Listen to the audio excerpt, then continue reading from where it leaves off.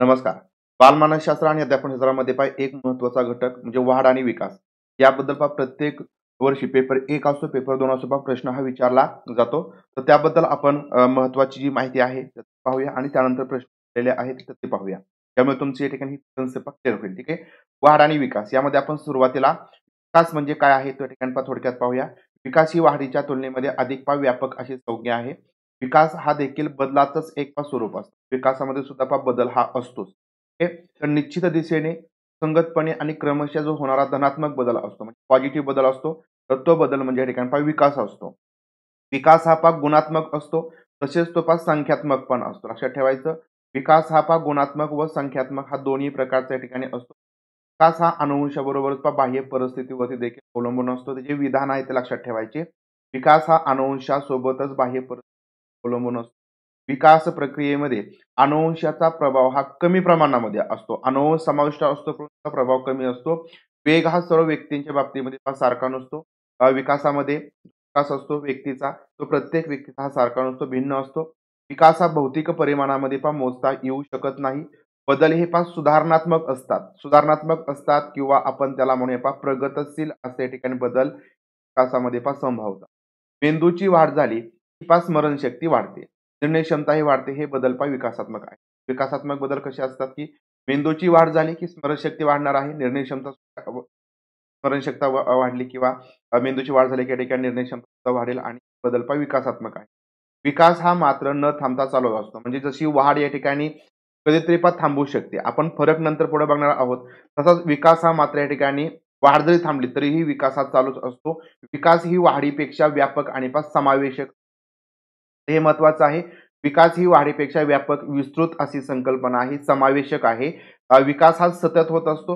व्यक्तीचा विकास ही अखंडपणे चालणारी एक प्रक्रिया आहे. विकासाची प्रक्रिया विकासाची प्रक्रिया ही खूप गुंतागुंतीची. विकासाच्या प्रक्रियेत शारीरिक, मानसिक, बौद्धिक, भावनिक आणि सामाजिक तसेच भाषिक जे विकास आहे ते यामध्ये समाविष्ट असतात. म्हणजे शारीरिक विकास होतो, मानसिक होतो, बौद्धिक होतो, भावनिक होतो, सामाजिक होतो आणि भाषिक विकास. विकास हा स्थूलाकडून सूक्ष्माकडे प्रगत होत जातो. हे विकास कसा असतो? स्थूलाकडून सूक्ष्माकडे या ठिकाणी प्रगत होत जातो. विकासाची संकल्पना ही संकलित स्वरूपाची आहे. म्हणजे या ठिकाणी इंटिग्रेटेड आहे. त्याच्यामध्ये आपण सर्वच म्हणजे आपण एवढा विकास झाला, तेवढा विकास झाला असं म्हणू शकत नाही. तर व्यक्तीचा संपूर्ण विकास झाला असं आपण त्या ठिकाणी म्हणू शकतो. म्हणजे विकास संकलित स्वरूपाचा असतो. विकासाची गती ही सुरुवातीच्या काळामध्ये जास्त असते. तर बघा विकास होत असताना सुरुवातीच्या काळामध्ये जास्त होतो आणि जसं शारीरिक वय वाढत जाईल तसं विकासाची गती मंदावत असते. निसर्गदत्त जी जैविक रचना गुणसूत्रांच्या मदतीने तयार होते, तर त्याचप्रमाणे बुद्धीची वाढ ही विकासात्मक असते. तर लक्षात ठेवायचं महत्वाचं आहे की निसर्गदत्त जी काही जैविक रचना असेल त्याप्रमाणे गुणसूत्रांच्या मदतीने त्या ठिकाणी तो तयार होणार आहे आणि त्याचप्रमाणे बुद्धीची जी वाढ आहे ती विकासात्मक असते. कौशल्यात्मक परिवर्तन हे अपेक्षित असल्याने विकासात नवीन क्षमता निर्मिती अपेक्षित. म्हणजे विकासामध्ये या ठिकाणी ज्या नवीन क्षमता असतात त्या ठिकाणी निर्मिती त्यांची अपेक्षित असते. तर हे कौशल्यात्मक परिवर्तन अपेक्षित असल्यामुळे या ठिकाणी हे अपेक्षित असते. आता विकासामध्ये गेसेल तर गेसेल जे मानसशास्त्रज्ञ आहेत तर त्यांचं काय मत आहे यावरती प्रश्न विचारलेला आहे. तर बघा गेशेल यांनी विकासाची संकल्पना मांडली आणि त्यांनी ती मांडत असताना नवक्षमता आपण इथं पाहिलं की या ठिकाणी कौशल्यात्मक परिवर्तन अपेक्षित असल्याने विकासामध्ये नवीन क्षमता ही निर्मिती अपेक्षित असते. आता गेसेल यांनी सुद्धा संकल्पना मांडत असताना नवक्षमता आणि गुण विशेष किंवा गुण विशिष्ट गुण वैशिष्ट्य आपण म्हणू किंवा गुण विशेष म्हणा तर या दोन्ही गोष्टींवरती भर दिलेला आहे. गेसेल यांचं लक्षात ठेवायचं नवक्षमता आणि गुण विशेष. आता त्यांनी काय म्हटलेलं गेसेल यांनी तर बघा की विकासाची गती ही समान आणि एकसारखी असू शकत नाही. हे गेसेल यांचं मत आहे. कोणत्याही व्यक्तीचा विकास हा समानच असेल तर त्यांची गती एकसारखी असेल असं नाही. त्यांची गती समान आणि एकसारखी असू शकत नाही. विकासाचा वेग हा कमी अधिक होऊ शकतो. विकासाचा क्रम मात्र निश्चित. बघा गती कमी अधिक होऊ शकते. विकास हा समान किंवा एकसारखा नसेल परंतु जो क्रम असतो विकासाचा तो मात्र निश्चित असतो. त्याच क्रमाने या ठिकाणी विकास होत असतो. हे गेसेल यांचं मत आहे. तसंच या ठिकाणी आपण म्हणूया की विकासाचं वैशिष्ट्य. आता श्रीमती एलिझाबेथ हार्लॉक यांचं या ठिकाणी काय मत आहे की श्रीमती एलिझाबेथ हार्लॉक यांच्या मते विकासाच्या प्रक्रियेमध्ये परिपक्वता आणि अध्ययन या दोन बाबी महत्वाच्या आहेत. म्हणजे एलिझाबेथ हार्लॉक यांनी कशावरती भर दिला तर लक्षात ठेवायचं की परिपक्वता आणि अध्ययन या दोन्ही बाबी महत्वाच्या असून विकास हा या बाबींचा संयुक्त परिणाम असतो. म्हणजे परिपक्वता आणि अध्ययन यावरच या ठिकाणी विकास अवलंबून असतो किंवा विकास हा एक संयुक्त परिणाम असतो परिपक्वता आणि अध्ययनाचा. विकास हा प्रगतीदर्शक सूचक मालिका आहे. म्हणजे काय आहे प्रगतीदर्शक, प्रगती होत असते, एक सिरीज तयार होते प्रगतीची. त्यामुळे विकासाच्या बाबतीमध्ये पूर्व आराखडा आणि पूर्वानुमान करता येतं. महत्वाचं विधान आहे की विकासाच्या बाबतीमध्ये आपण पूर्व आराखडा किंवा पूर्वानुमान करू शकतो का? तर हो. श्रीमती एलिझाबेथ हार्लॉक यांच्या मतानुसार विकासाच्या बाबतीमध्ये आपण पूर्व आराखडा बांधू शकतो की असा विकास होईल, आता बाळ या ठिकाणी मोठं होईल, बाळ या ठिकाणी बोलू लागेल, असा आपण त्या ठिकाणी जो विकासाचा आराखडा आहे, जो पूर्वानुभव आहे तो करू शकतो. आपण म्हणू शकतो आता 6 महिने बाळाला झाले, त्याचं तो थोडंसं ते रांगू शकतं किंवा थोडंसं हालचाल करेल, डोकं वरती घेईल. अशा प्रकारे आपण या ठिकाणचा विकास कशा प्रकारे होऊ शकतो, तर त्या ठिकाणी त्यांचा पूर्व आराखडा किंवा पूर्वानुभव सांगू शकतो. आता कमी जास्त होऊ शकतं, परंतु त्याच क्रमाने या ठिकाणी तो विकास होत असतो. विकासाच्या बाबतीमध्ये अंदाज वर्तवतो, हे महत्वाचं आहे. तर श्रीमती एलिझाबेथ हार्लॉक यांच्या मतानुसार ही मतं आणि हीच मतं या ठिकाणी विकासाची वैशिष्ट्ये आपण गृहीत धरायची. त्यानंतर थर्स्टन आणि थॉर्नडाईक यांचं काय मत आहे? लक्षात ठेवायचं, मानसशास्त्र खूप महत्वाचे आहेत. तर यांच्या मते वयाच्या 3ऱ्या वर्षापर्यंत विविध ज्ञानेंद्रियांची कार्यक्षमता आणि मज्जासंस्थेचा विकास हा झपाट्याने होत असल्याने मानसिक विकास सुद्धा जलद होतो. तर थर्स्टन आणि थॉर्नडाईक यांचं मत आहे की 3ऱ्या वर्षापर्यंत विविध ज्ञानेंद्रियांची कार्यक्षमता, मज्जासंस्था विकास झपाट्याने होतो आणि त्याचप्रमाणे मानसिक विकास सुद्धा ठिकाणी जलद होतो. नंतरच्या काळामध्ये विकासाचा वेग किंचित मंदावतो, परत कौमार्य अवस्थेमध्ये हा वेग परत वाढतो. विकासाचा वेग कायम नसतो, तो कमी अधिक होत असतो. तर बघा, थर्स्टन आणि थॉर्नडाईक यांचं 3ऱ्या वर्षापर्यंत या ठिकाणी विकासाचा वेग, मानसिक विकासाचा वेग वेगात जास्त असतो. वेग नंतर किंचित कमी होतो, परंतु कौमार्य अवस्थेमध्ये तो परत वाढतो. विकासाचा वेग कायम नसतो, तो कमी अधिक असतो, हे म्हटलेलं आहे.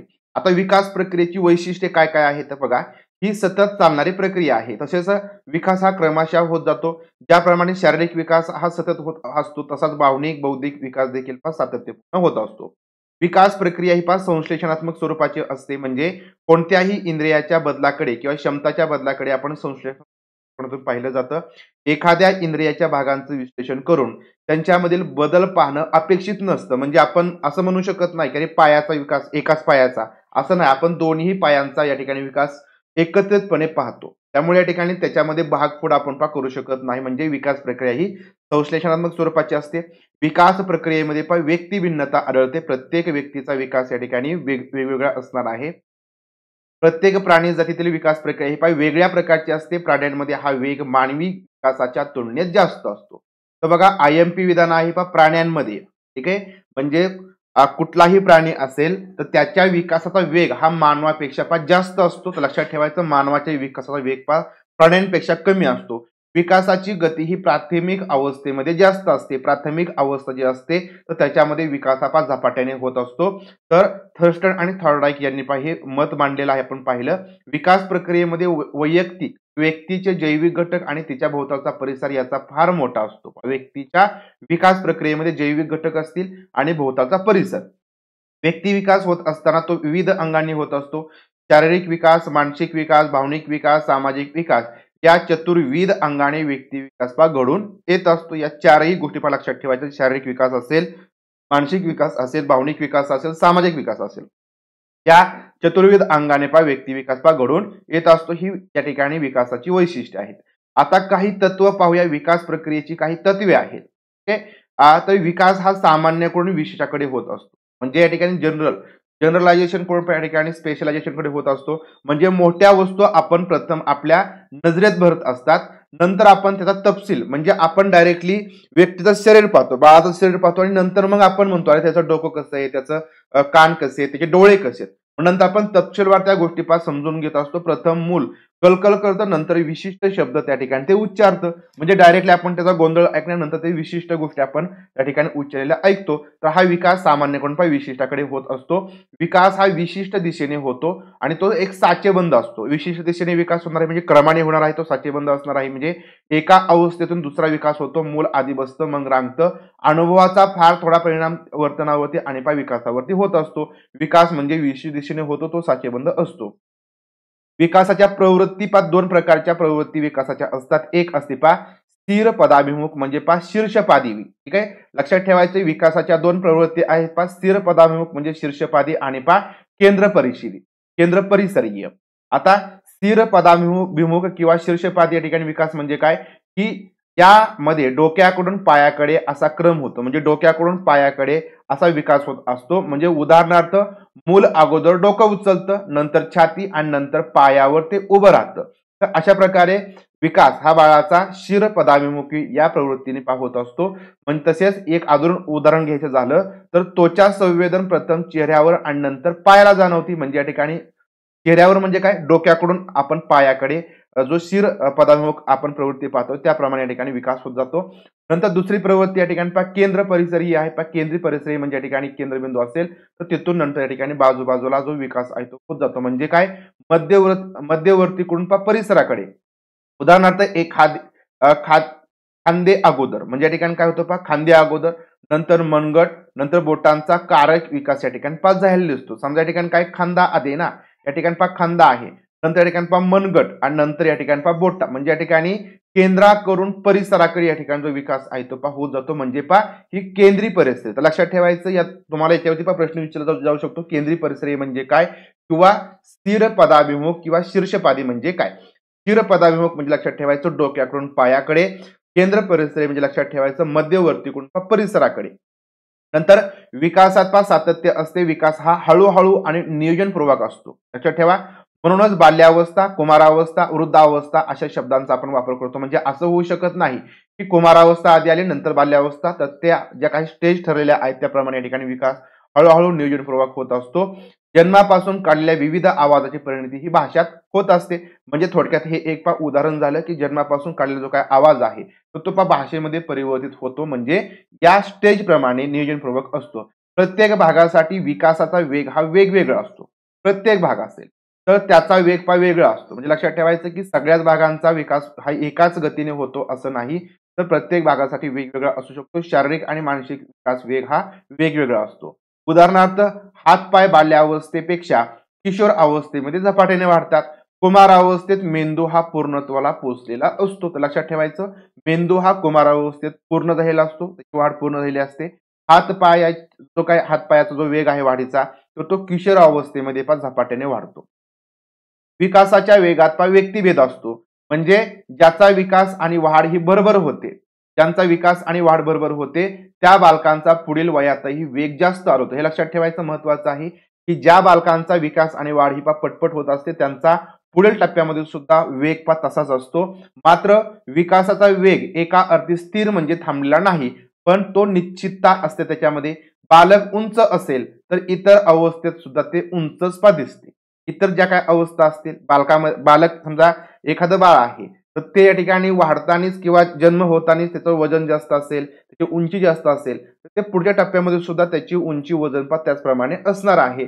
वजन कमी असू शकते परंतु उंची वगैरे ती वाढू शकते. म्हणजे त्या अवस्थेत ते उंच असणार आहे. म्हणजे आपण या ठिकाणी म्हणू शकतो की विकासाच्या वेगामध्ये काय असते व्यक्तिभेद असतो. विकासावरती सामाजिक आणि सांस्कृतिक वातावरणाचा प्रभाव पडतो. सामाजिक सांस्कृतिक मानदंडाप्रमाणे बालकांचा विकास होतो. म्हणजे आपण नमस्काराची पद्धत कशी, पायाला स्पर्श करून, आलिंगन देऊन, हस्तांदोलन करून, याप्रमाणे सामाजिक आणि सांस्कृतिक वातावरणाचा प्रभाव त्या ठिकाणी विकासावरती होत असतो. प्रत्येक विकासावस्थेचे काही धोके सुद्धा असतात की प्रतिकूल परिस्थिती, अकाली व विलंबित पक्वता, शारीरिक परिस्थितीजन्य अडचणी यामुळे समायोजनास अडचणी निर्माण होतात.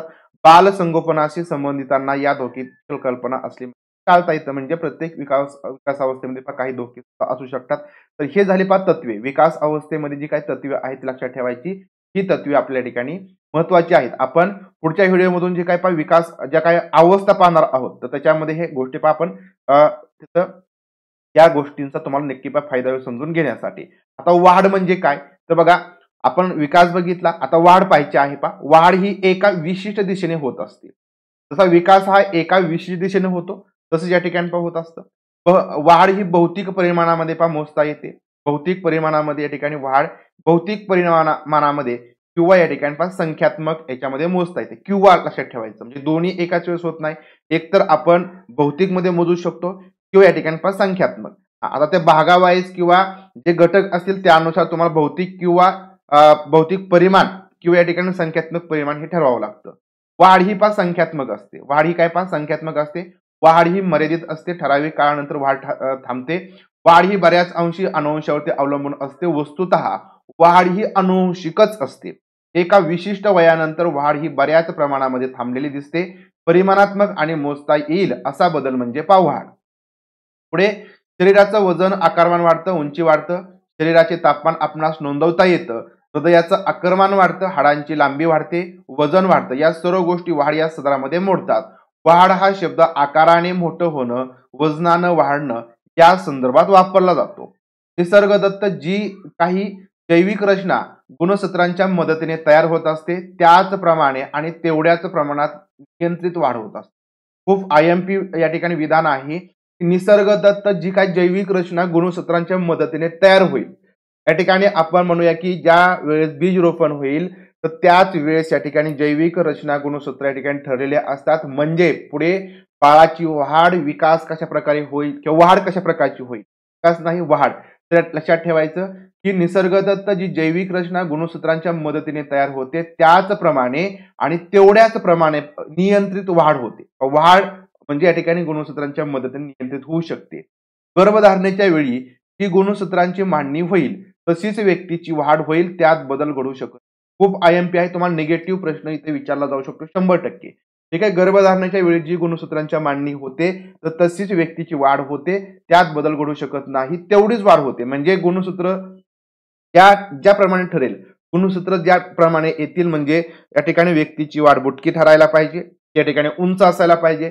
तर गुणसूत्र एकदा का ठरलं तर ते कोणाच्याही हातामध्ये नाही, ना सायन्सचे आहे कोणाच्याही नाही. तर त्याचप्रमाणे या ठिकाणी व्यक्तीची वाढ होत असते, त्यामध्ये बदल घडू शकत नाही. वाढ ही निश्चित स्वरूपाचीच असते.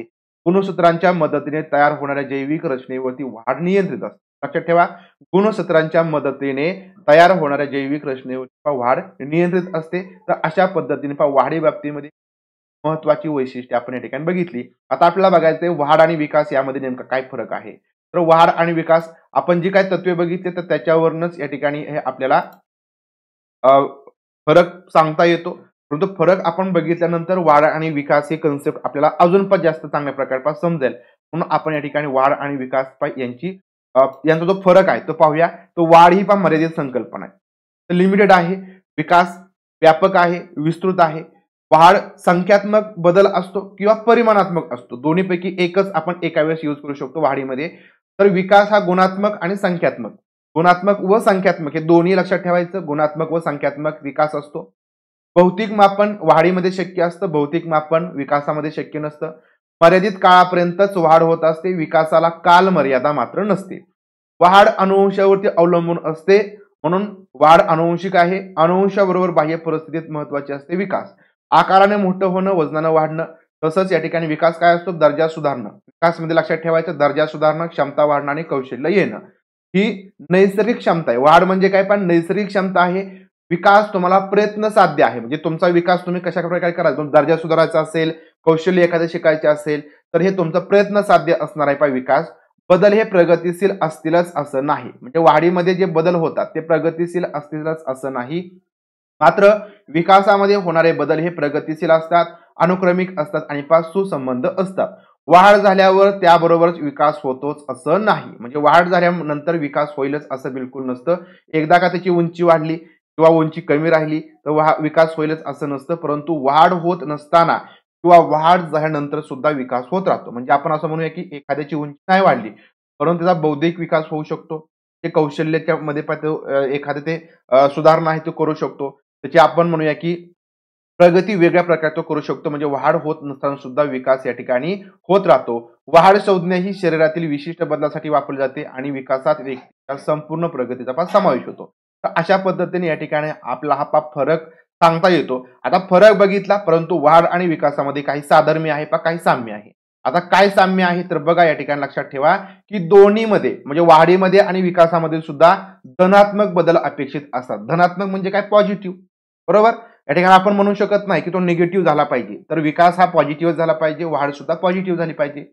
दोन्ही बदल हे हळूहळू आणि सूक्ष्म रूपामध्ये होत असतात. बदल विकास सुद्धा हळूहळू होतो, सूक्ष्म होतो आणि वाढ सुद्धा तशीच होते. दोन्ही प्रक्रिया या एकाच वेळी चालू असतात. म्हणजे वाढ चालू असते त्याचसोबत या ठिकाणी पॅरलली विकास हा चालू असतो.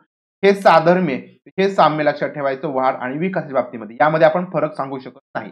ठीक आहे. आता यावरती तुम्हाला प्रश्न कशा प्रकारचे विचारले होते ते या ठिकाणी आपण पाहतोय. ठीक आहे. प्रश्न सोपे साधे सोपे आहेत. गेशेल यांनी विकासाची संकल्पना मांडताना या गोष्टीवरती भर दिला होता. आपण आताच बघितलं गेशेल यांची संकल्पना, तर यांनी या ठिकाणी गुणविशेष, ठीक आहे, गुणविशेष यावरती भर दिलेला होता. दोन बाबी त्यामुळे सांगितलेल्या, त्याच्यामध्ये गुणविशेष त्यावरती आपण या ठिकाणी सांगू शकतो.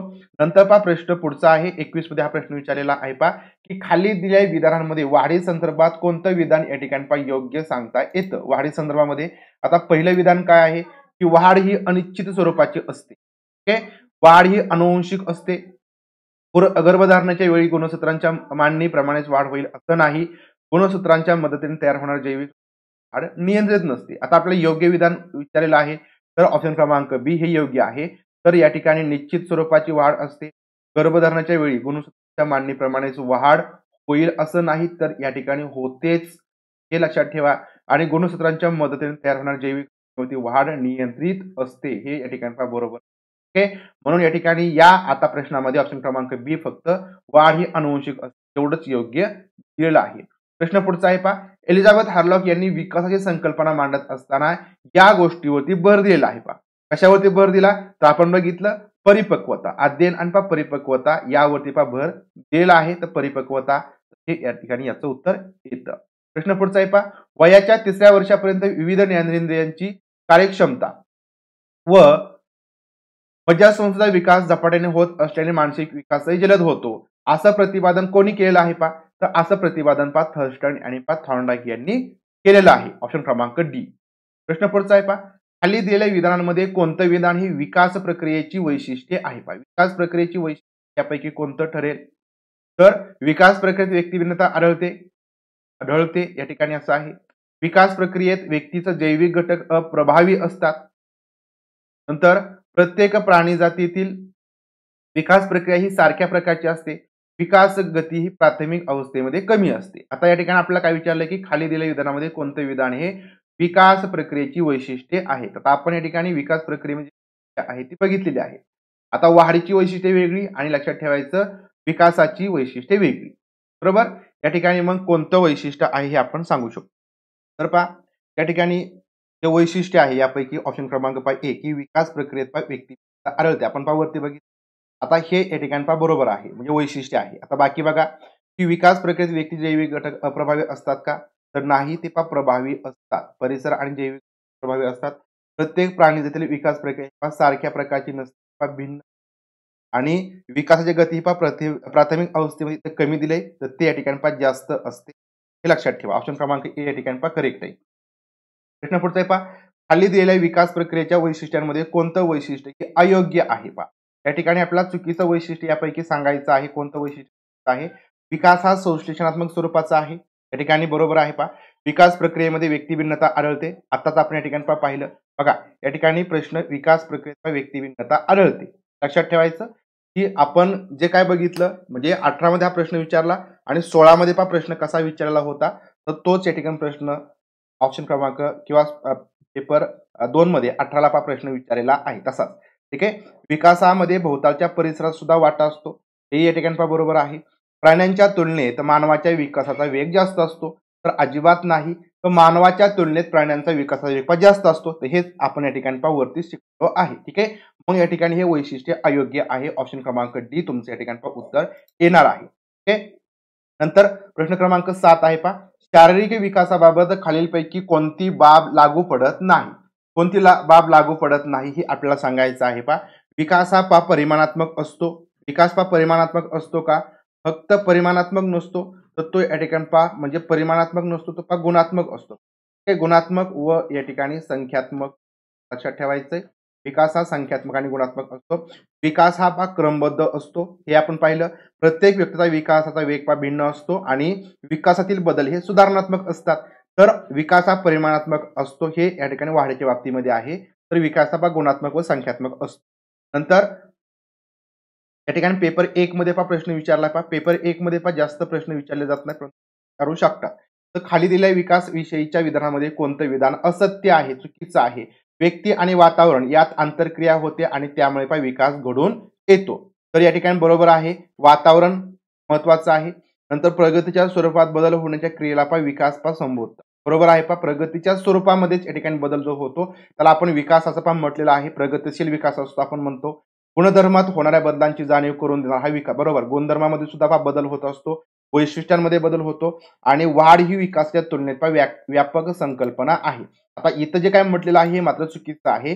कारण वाढ ही विकासाच्या तुलनेत व्यापक संकल्पना नाही, तर विकास हा वाढीच्या तुलनेत व्यापक आहे असं आपण या ठिकाणी म्हणायचं आहे. असं बरोबर आहे. म्हणजे डी आपलं असत्य आहे, हे आपलं उत्तर येणार आहे. बघा अशा पद्धतीने वाढ आणि विकासमध्ये एकही प्रश्न या बाहेरचा येणार नाही. जे काय आपण वरती या ठिकाणी पॉईंट बघितलेला आहे, तर ते पॉईंट फक्त करा आणि या बाहेरचा एकही प्रश्न तुम्हाला विचारला जाणार नाही. अशा प्रकारे फक्त पॉझिटिव्ह आणि निगेटिव्ह जे विधानं मी तुम्हाला सांगितली फक्त पॉझिटिव्ह निगेटिव्ह लक्षात ठेवायचं. आपण वैशिष्ट्य बघितले होते व्यक्तिभिन्नता आढळते. प्राणीजातीतील विकास प्रक्रिया ही प्रत्येक प्राणीजातीतील विकास प्रक्रिया वेगळ्या प्रकारची असते हे आपण बघितलं. जास्त गती असते हे आपण पाहिलं होतं. नंतर या ठिकाणी जैविक आणि तिच्या भोवतालच्या परिसराचा वाटा खूप मोठा असतो हेही पाहिलेलं होतं. ठीक आहे, आपण भेटू पुढल्या व्हिडिओमधून. तोपर्यंत सर्वांना धन्यवाद. व्हिडिओ शेअर करा, लाईक करा आणि सगळ्यात महत्त्वाचं म्हणजे चॅनल जर तुम्ही अजूनही सबस्क्राईब केलं नसेल तर चॅनल सबस्क्राईब करा.